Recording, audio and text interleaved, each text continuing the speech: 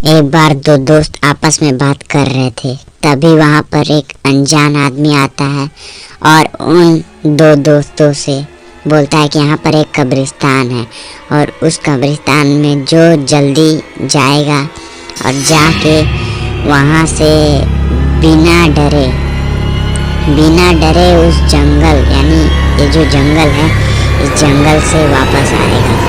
तो वो जंगल बहुत ही भयानक था और उन दोस्तों को नहीं मालूम था कि वहाँ पर कौन रहता है। तो वो उस जंगल में गए, उन्होंने चैलेंज एक्सेप्ट किया, वो जंगल में गए और अंदर गए। मतलब वहाँ का जो जंगल था वो जल्दी ख़त्म ही नहीं हो रहा था।